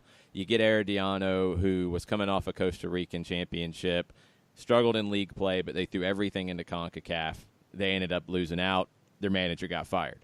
Monterrey is the biggest spender in Mexico by a pretty wide margin. It's a situation where there's no easy answers, because you have wide disparities between what Atlanta United's spending and what the New England Revolution are spending, for example, what the Colorado Rapids are spending. But you're in this competition. You have to get the best out of it. What would you define success by tonight, saying you don't qualify, you don't get out of it, your CONCACAF run ends tonight, which at 3-0 would be the likely scenario? How do you come out of this feeling good in your mind, Mike? Win or a draw with goals. I think if you get that, you're feeling pretty good because of what you just outlined. I think Monterrey right now, you're looking at them, of the remaining teams in the tournament, it's almost feeling like we're going to get Monterrey Tigres in the final, the way this is shaping up right now. I'm not counting Sporting Kansas City out yet, but I think you're looking at the possibility that you could get knocked out by a finalist or even the tournament champion. Mm-hmm. So like I said, Monterrey 7-1-1 all time against MLS. They have not lost a competitive match on American soil. You come out of this with a 2-1 win tonight or a 2-2 draw, you're feeling a lot better. Even though it doesn't get you through, I think it proves to you that save for a 10-minute stretch at the end of the match last Wednesday, that you were pretty much toe-to-toe with these guys in open play over 180 minutes. And that's something that I know a lot of fans are probably not going to accept, but I think within the clubhouse, they'll feel pretty good about that. And then they can focus their attention on MLS and get through that Philadelphia match and then go on vacation for a couple days and hit the reset button. That, to me, would be a success tonight. If you just get a result where you're scoring goals, that's all I care about. But again, who knows? I mean, you get a quick penalty, get a real quick goal in the first couple minutes like you did against Herediano.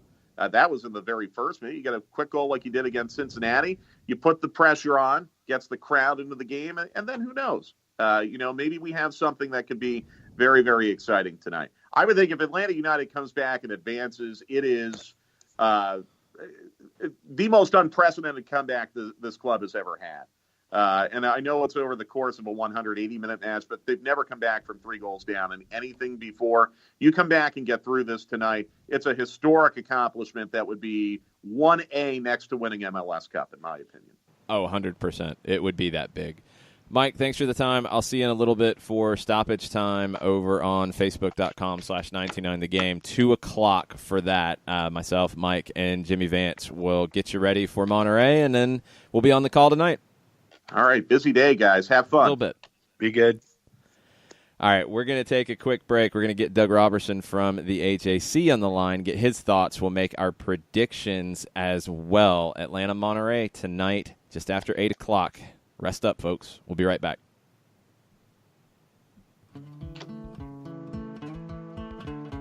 Today's show is presented by Appolinsky & Associates, personal injury lawyers with over 30 years of experience, supporters of Atlanta United, Faction, and Inter-Atlanta Youth Football Club. If you've been hurt in a wreck, contact Steve today at steve@aa-legal.com or call in 24/7 at 404-377-9191. The initial consultation is free. A ranger station. I'd like to report a bear hug. Okay. I put out my campfire and Smokey Bear hugged me. So you drowned the fire, you stirred it, drowned it again, and felt that it was cold? Uh-huh. Yeah, he's just letting you know you did good. Bear hug from Smokey Bear. Status update. I'm gonna let you go now. There are many ways to start a fire, but one sure way to put it out. Learn how you can do your part at SmokeyBear.com. Sponsored by the U.S. Forest Service Ad Council and your state forester. We know that every driver is different, and a one-size policy does not fit all. That's why Country Financial offers a variety of discounts, so you get the coverage you need and the savings you deserve. From good driver to good student, multi-policy to multi-car, we've got a discount to suit every driver. Call Jason Wright at 678-568-6871 today to see what you could save. On Facebook at Jason Wright Agency or by phone at 678-568-6871. Discounts vary by state. Policies issued by Country Mutual Insurance Company, Country Preferred Insurance Company, or Country Casualty Insurance Company, Bloomington, Illinois. Every hiring manager knows that a company is only as good as the people it's made from. So where do you find the best people? That may surprise you. Meet the grads of life. Young adults of unique determination and experience. An ideal fit for your company in an entry-level position, internship, or even mentorship. They might not have every qualification you typically look for, but they're exactly who your company needs. This is talent worth knowing about. Go to gradsoflife.org to learn how to find, cultivate, and train this great pool of untapped talent. Brought to you by the Ad Council and gradsoflife.org.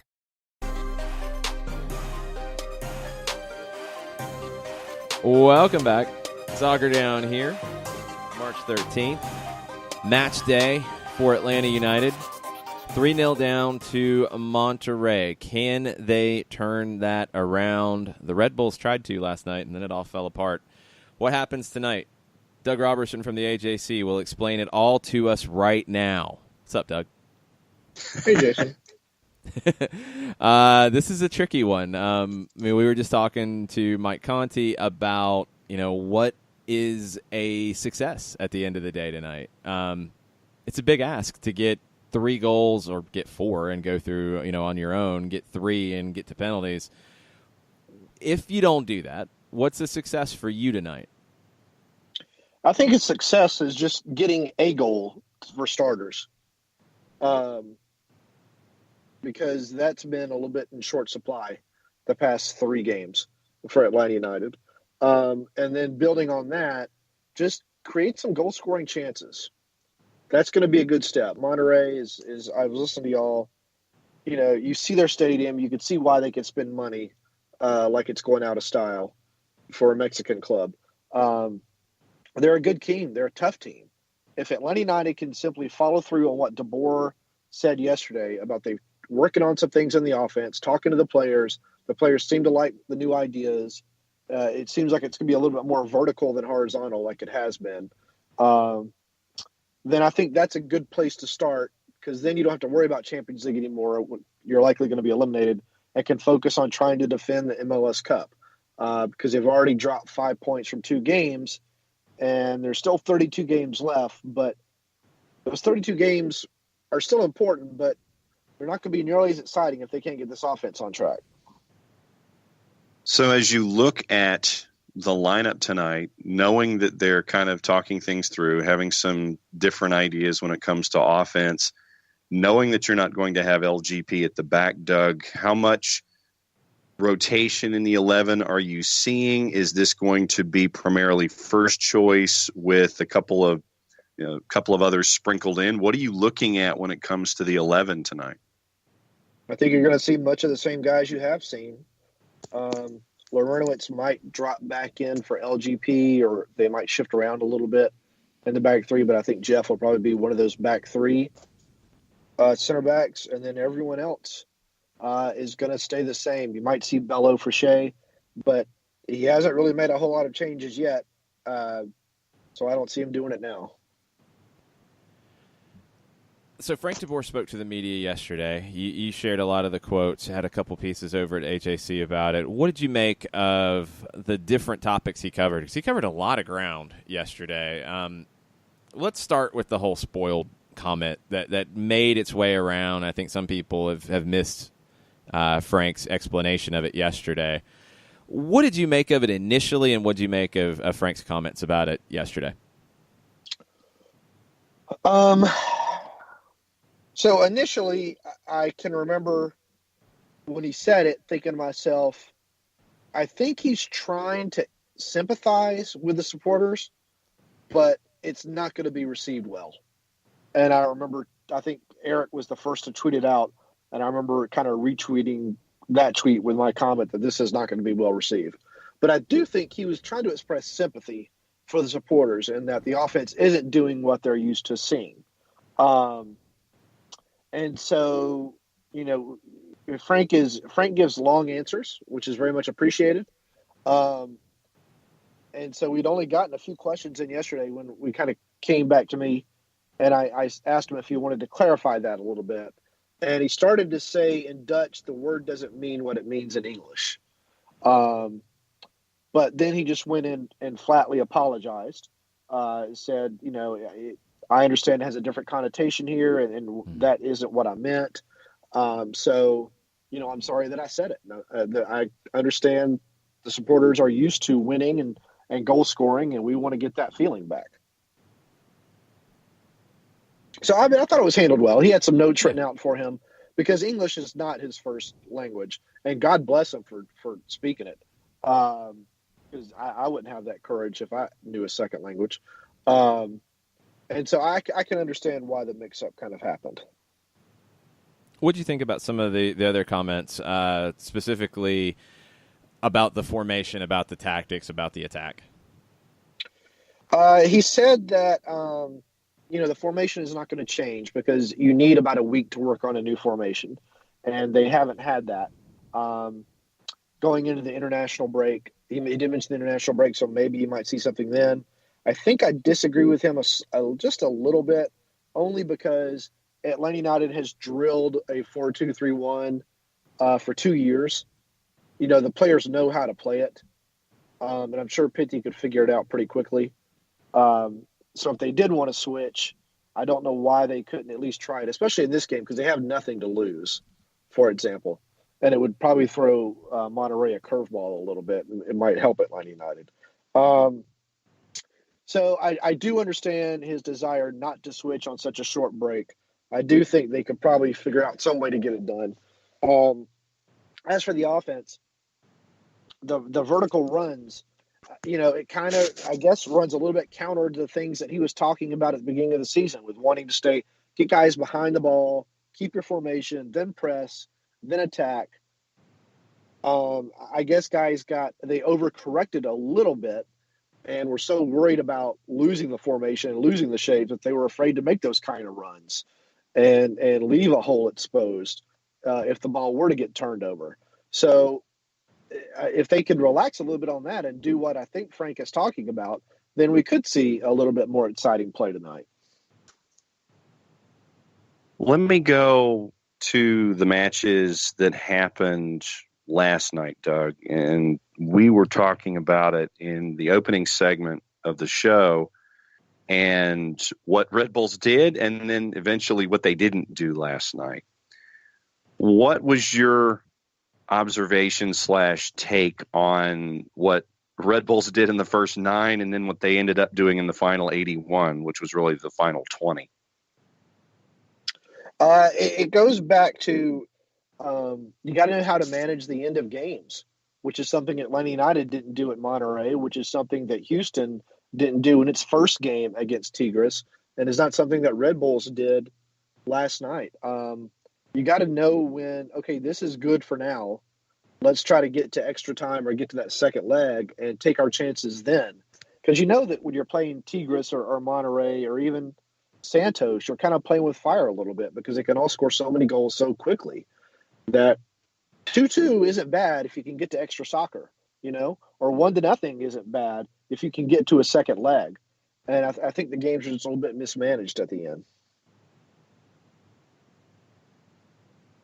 And then the notion where national writers were saying that what Red Bulls ended up doing was weak, and then what Red Bulls did was expected. Oh, it's an MLS side. It's expected behavior. What do you think about that whole emotional approach to what MLS teams are once again using air quotes here in the show, supposed to be in competitions like this? Well, they're not good enough. This will be the 11th year that more than likely an MLS team isn't going to win. After a while, it's like I'm trying to think of a comparison. It's like I don't know.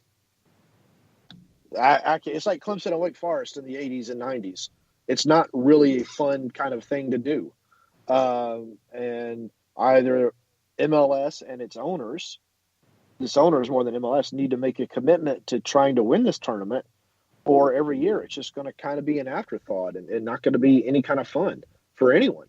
I kind of agree with Darren that purse strings need to be loosened a little bit, or since MLS likes to make up rules on the fly, make up a rule on the fly about if you're competing in Champions League, you get this extra amount of money you can spend, or another DP, or something like that.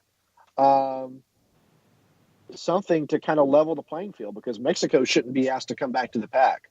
That's not their responsibility. It's MLS's responsibility to catch up.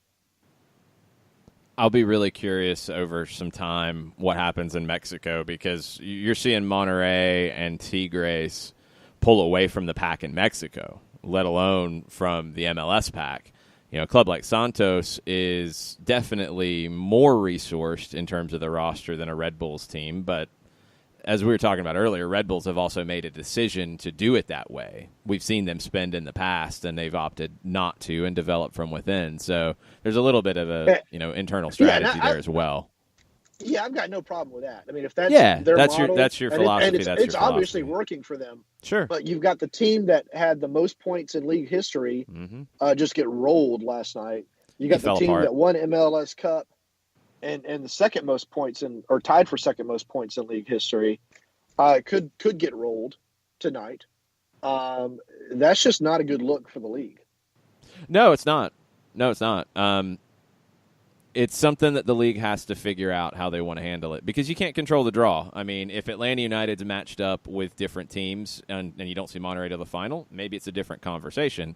Monterrey is Atlanta United spending compared to the rest of the league here. Monterrey is that to Mexico, but also even more expanded that to a team like Atlanta. It's a big difference, and it's something that, as a whole, the league has to figure it out, both spending, which is part of it, but also scheduling, because you're asking teams to be sharp like you're in midseason when you're just not, and it's incredibly difficult.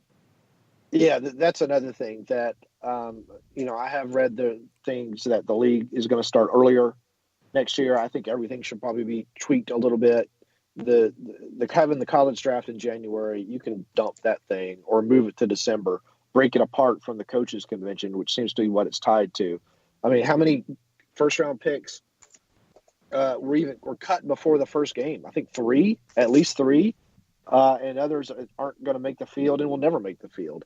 If that's what they're kind of basing the schedule on, that doesn't make any sense to me. Move the thing back, let it start in early February, late January, and give these guys a little bit more of a chance to compete in this tournament. Well, let's get into it tonight. Let's get some predictions on the board. This is a tough one to kind of call. Monterrey's coming in after a 1-1 draw against Tigres on the weekend. They head to Tijuana to face Xolos next week in league play. They've fallen into third in the Liga MX table by a point. Atlanta United not looking good coming in either. They're coming in off the draw against Cincinnati. John, what do you think you get tonight for the match tonight? Not the aggregate, just the match tonight. What are you expecting result-wise? I'll be the optimist, and I'll go 2-1 Atlanta United win. Okay. Do they scare Monterrey in terms of the overall aggregate, or does Monterrey get a goal and then Atlanta gets two kind of garbage goals to get it to 4-2 total? I'll continue my optimism and say that there's an early scare. Okay. Yeah, you get the home crowd going, you never know what can happen. We saw Red Bulls do it on the road last night, so these things do happen in Champions League play. Doug, what do you think? Oh, it's so much is going to depend upon if Monterrey, how seriously they're taking this, since they do have a 3-goal lead. I think it's going to end up being a 2-2 draw. But I think that's a good result for Atlanta United at this point. I do think you'll see some more goal scoring chances for Atlanta United. And that's really the thing that I think everyone needs to kind of look for out of this game and not really worry about the result so much. So 2-2 draw, that would be 5-2 on aggregate. For me, I think it's going to be 1-0 Atlanta. I think Monterrey is going to be pretty cagey here.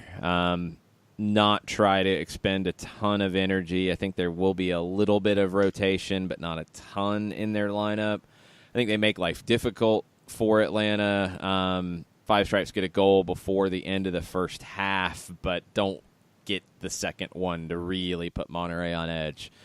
I do think you'll see a little bit more of a spark from Atlanta United. Sometimes desperation can be that, and you're definitely in a desperate spot right now with the scoreline. That would make it 3-1.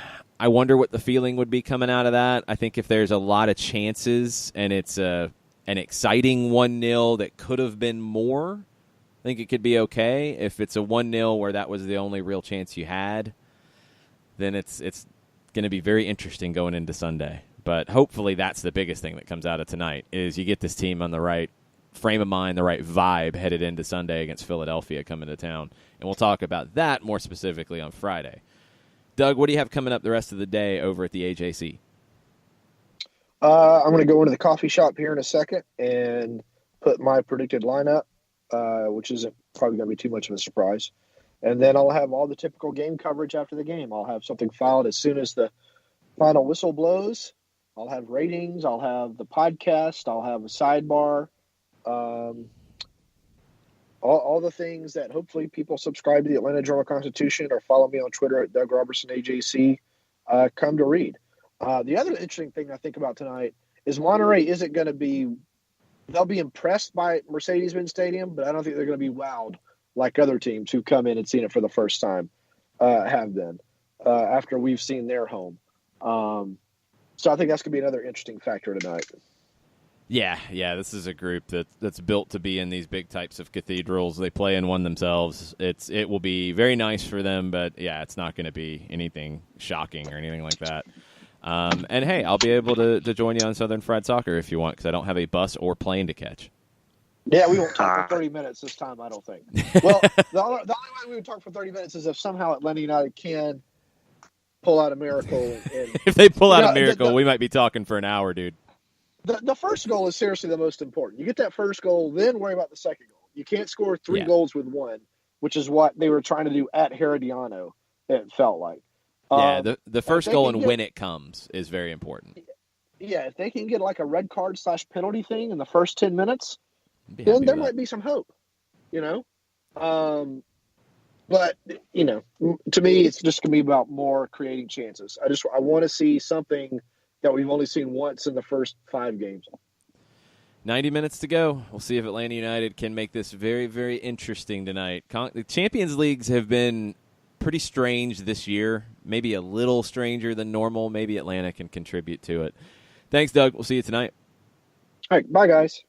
For everybody who is listening and wants to contribute on the prediction side of things, you can go to jbailey86 on Twitter, join the Bailey Daily poll for the Copa Especial, our prediction tournament, and get in on the listeners' side. Thanks to Steve Apolinski for sponsoring our prediction segments all season long. We'll have another one coming up on Friday. Doug will join us again at 10:30 on Friday's show to get ready for Philadelphia. But now we're going to take a break. We've got more questions from you. It is a Wall Pass Wednesday. We'll finish up the day with some questions from the listeners. Stay with us. We'll be right back.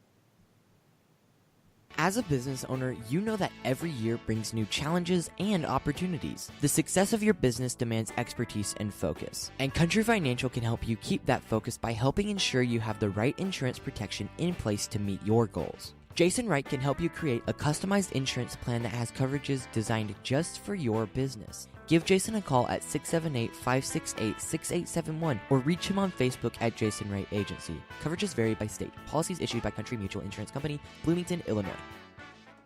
Got issues with youth or high school sports? Positive Coaching Alliance can help.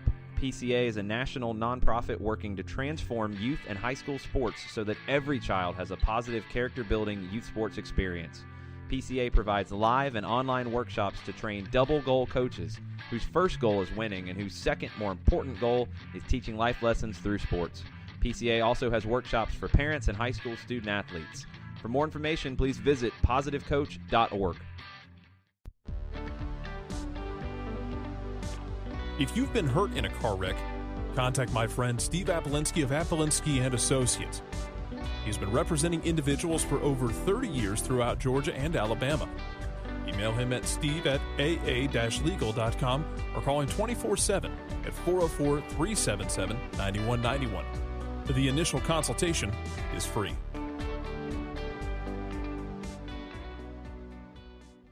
I adopted Bento in 2010 from a shelter. This cat makes me make art. He's always motivating me to draw pictures of him. He just is motivating artistically. He's my best friend, but a lot of people know him as Keyboard Cat. Keyboard Cat, YouTube star and shelter pet. Amazing adoption stories start in shelters. Start yours today. Visit theshelterpetproject.org to find a pet near you. Brought to you by Maddie's Fund, the Humane Society of the United States, and the Ad Council. Welcome back. Soccer Down here, Walpass Wednesday on a match day. Taking your questions for the rest of the show. We have one that we did not get yesterday, and K-Ro's fired up about it, John. Uh-oh. He's sent me multiple gifts to make sure I'm paying attention. Were pandas involved? No, there was Jim Carrey involved. So you're saying there's a chance? No, not that one. He was making sure I was here. The question is, what is the Atlanta United and Monterrey combined best 11? And, I mean, this shows the quality of Monterrey. I think it's Monterrey. I think Pity Martinez would be there when he is fully fit and sharp, and he's not right now. I think you can argue Joseph or Funes Mori, depending on what you like out of a striker, and that's more of a personal preference. But you're talking about a Monterrey squad that has 5 players going into the Mexican national team. You're also talking about teams that play very different ways, so it's a little more difficult to compare. If you're going to take Monterrey's group and put them into Atlanta's lineup, maybe things look a little different. If you're going to play 3 center backs, I would take LGP right now and potentially Miles Robinson to be the third center back with Monterrey's 2. If you're looking at wing backs, it's really hard to go away from Jesus Arellano or Layun, even if you're in the 3-4-3 as opposed to Monterrey's 4-2-3-1.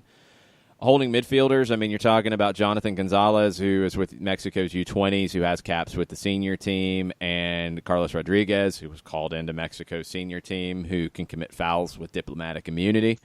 They're better than what Atlanta has.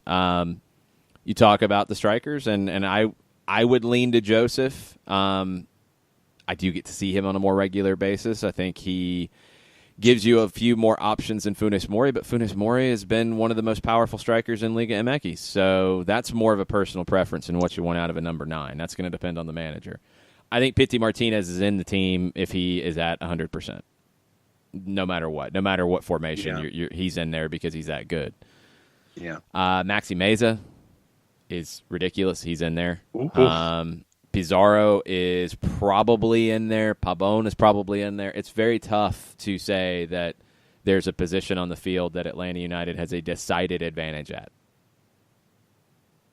And that's the thing is like if you're taking the Rayados players and putting them into the Atlanta United formation, it's going to look a little different than it would be the other way around. But I would say PT, and then you're getting into the LGP discussion.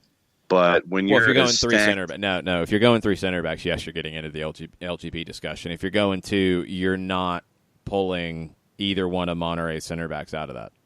You're not. Right. Flat out. Right. And, just Monterrey is stacked. I mean, that's the only word that really comes to mind, because you sit there and you're thinking Pabon, you're thinking Layun, you're thinking Maxi Meza, you're thinking Funes Mori, and you're just like, yep, all the way through. Yeah, and I mean, you're talking guys like Arellano. There's lots of guys in this team that don't get the hype for Monterrey that need it, that are that good. So it's It's going to be quite difficult tonight, but that doesn't mean that you shouldn't be engaged in this. And that's been a little disappointing to see some of the reactions. This is a big game in Atlanta United's history, and as we've said, there are routes to success that don't see you proceed tonight, don't see you move on in the Concacaf Champions League, but don't mean that the whole process was a failure either. This is a club that's being built to win the Concacaf Champions League and to make that statement. It's hard to do in year one. You have to learn from this and move forward in years 2 and beyond, because you're going to be back here. Yeah. And for me, that's the key. Take the lesson, learn lessons, whatever they are, apply them going forward. Learn lessons from everyone else around you and apply them going forward about how not to approach things. And yes, this has been one gigantic learning experience, but you've learned things about yourself in Costa Rica. You've learned things about yourself in the return leg. You've learned a lot of things, hopefully, about yourself in Monterrey. Now, from those 3 matches, what are you going to learn about yourself tonight? What have you learned, and how do you apply it, especially with everything else going on around you? I mean, that's the thing here. Take the lessons, learn from them. Don't just sit there and have something happen to you and put it off to the side and sit there and file it away and put it in a book and just throw it on a shelf. This is the key. Learn about what you want to be in the future, because you will be back, and take the lessons from these 4 matches and apply them forward. Let's take a break here, come back and wrap everything up as we get ready for tonight. It's an interesting evening at the Benz. Can Atlanta United do something unprecedented? Can they turn this around? Can they show some glimmers of hope for 2019? I think all of those are possible, and we'll see how it plays out this evening. Let's take a break. We'll be right back. Today's show is presented by Appolinsky & Associates, personal injury lawyers with over 30 years of experience, supporters of Atlanta United, Faction, and Inter-Atlanta Youth Football Club. If you've been hurt in a wreck, contact Steve today at steve@aa-legal.com or call in 24/7 at 404-377-9191. The initial consultation is free. A ranger station. I'd like to report a bear hug. Okay. I put out my campfire and Smokey Bear hugged me. So you drowned the fire, you stirred it, drowned it again, and felt that it was cold? Uh-huh. Yep, he's just letting you know you did good. Bear hug from Smokey Bear. Status update. I'm gonna let you go now. There are many ways to start a fire, but one sure way to put it out. Learn how you can do your part at SmokeyBear.com. Sponsored by the U.S. Forest Service Ad Council and your state forester. We know that every driver is different, and a one-size policy does not fit all. That's why Country Financial offers a variety of discounts, so you get the coverage you need and the savings you deserve. From good driver to good student, multi-policy to multi-car, we've got a discount to suit every driver. Call Jason Wright at 678-568-6871 today to see what you could save. On Facebook at Jason Wright Agency, or by phone at 678-568-6871. Discounts vary by state. Policies issued by Country Mutual Insurance Company, Country Preferred Insurance Company, or Country Casualty Insurance Company, Bloomington, Illinois.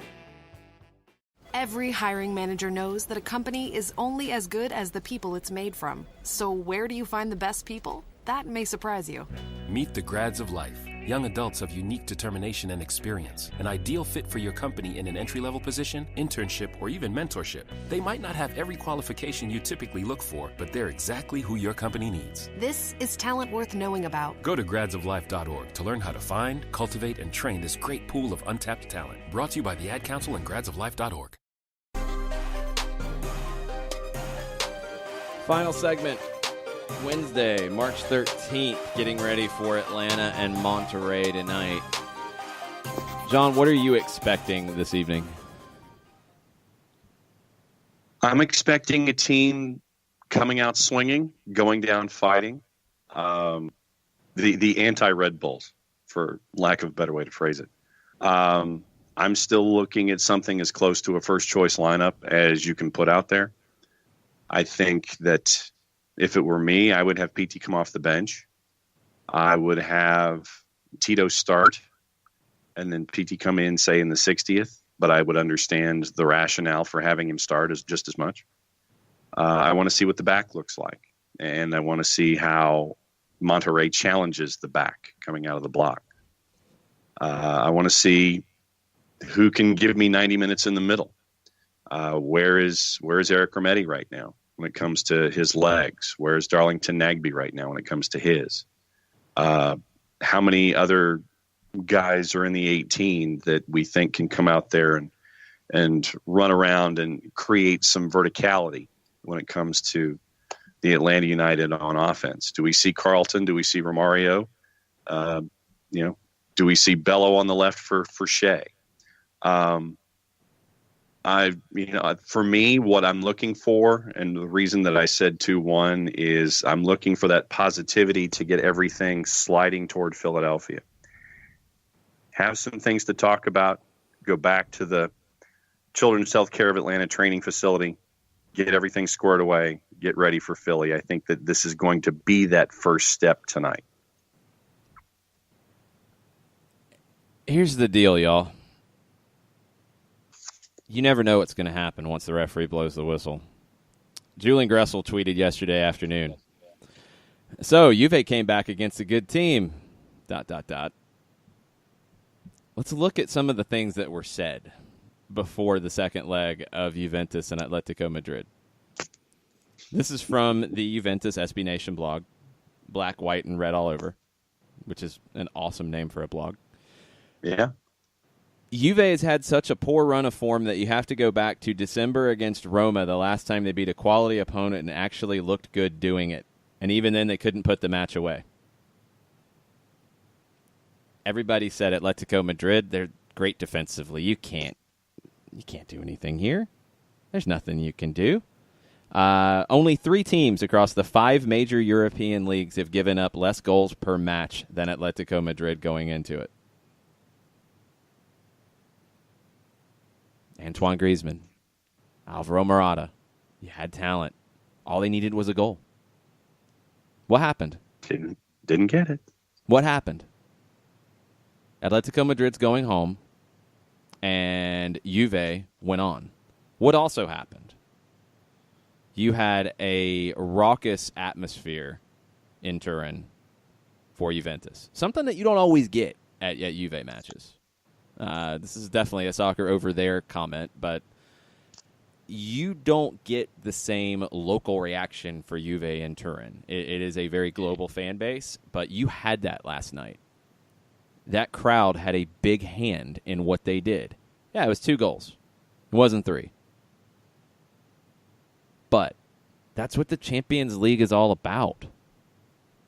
That's why you play these games. And I've been really surprised by how everything has turned so hopeless all of a sudden. Juve didn't look like they were coming into that match yesterday in any kind of form to do what they did, but they did it. They flat out did it. Last year, Roma, 4-1 in the first leg, they lose to Barcelona. It's Barca. That doesn't happen. You can't overturn that. They did it. You have to. If you're going to be, I think, a fan, if you're going to believe in a club, these are the moments where it is very important. And no, don't get me wrong, and I'm already seeing the backlash about it. And I love J. Sam Jones, but this is not what I'm saying here. It's not your fault if they don't go through talking to the fans. It's not your fault if you're upset, if you booed on Sunday. I don't have a problem with it. Look, they need you tonight, though. Believe they're going to go through, don't believe they're going to go through. This is when the fans are incredibly vital to help turn things around. Maybe that's me being Pollyanna. Maybe that's me not being realistic to how things are done in MLS or in the United States with soccer. But you look around the world and you look at these moments, and this is where a fan base is vital. This is something that the Red Bulls could not count on. this is something that a lot of fan bases in this league could not count on, to get this type of support in this type of moment where you need it. They need it. They need that push. They need that lift. How many times does this team talk about when they play at Mercedes-Benz Stadium and the crowd is going insane, that it feels like a jolt of energy through their bodies? This is a tired team right now. They need that jolt of energy. They need that support. They need you guys. They need this fan base to be loud, raucous, supportive, loud, insane. All the things. That's what you need to bring tonight to the stadium. You never know what's going to happen when you get into these games. Santos Laguna definitely did not plan to give up 2 goals in the first 9 minutes last night. But they rallied, and their fans got behind them, and that had a hand in it. It's a big part of it. I think there's no sport like this where the fans play as big of a role. I think they do here, and I think it's going to be very, very important. We have seen teams overturn results like this before. We just haven't seen Atlanta do it yet. As good a time as any, right? Yeah. You bounce back and you get the job done tonight against the powerhouse Monterrey. You go down in the record books. This would be the biggest, and it's not a playoff game, but it is in a lot of ways. There's no comparison in Atlanta sports history. Nada. None. Zero. Nothing. You have a chance to go make history tonight. And the supporters for this club have a big role in that as well. This is going to be a wild night, and it could go in a million different directions as we sit here, 9 hours from kickoff. But don't give up on this team. Don't go into it with a negative mindset. Go into it with realistic expectations. Yeah, it's not likely. This doesn't happen every day, but it does happen. Help this team out tonight. I think they really do need it. And I think they can get on the right path to get things back the way that everybody expects them to be with Atlanta United. It's going to be a fun one tonight. I'm excited to see a Concacaf Champions League match in Atlanta and to see the spectacle of it. Champions League nights are special things. You can't take them for granted. So don't take tonight for granted. Go out there and get ready for what could be absolute and utter chaos. Hopefully it is, because I think if it's chaos, that's the way Atlanta's going to get through. Mm-hmm. It's going to be fun. It's going to be fun. It's going to be there time. for it. Be there for it. Give 138,000%. Be engaged with it.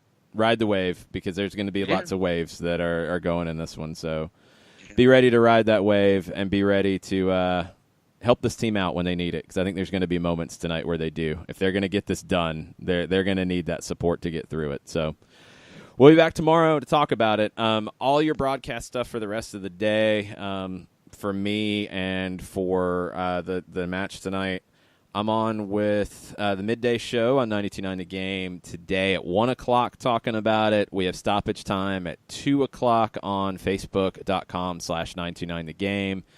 Then we have the Five Stripes Countdown at 7:30 on Star 94.1 on the Atlanta United app on radio.com. Kickoff will be 8:05, 8:06, and we'll have the full-time report for an hour after the final whistle as you're heading home. Lots of stuff on a big night for Atlanta United. So we'll be talking about it tomorrow here on Thursday Thoughts edition of Soccer Down Here at 9 o'clock. Thanks, everybody, for all the questions. Thanks, everybody, for listening. We really, really appreciate it. Mucho platiel. Mucho platiel.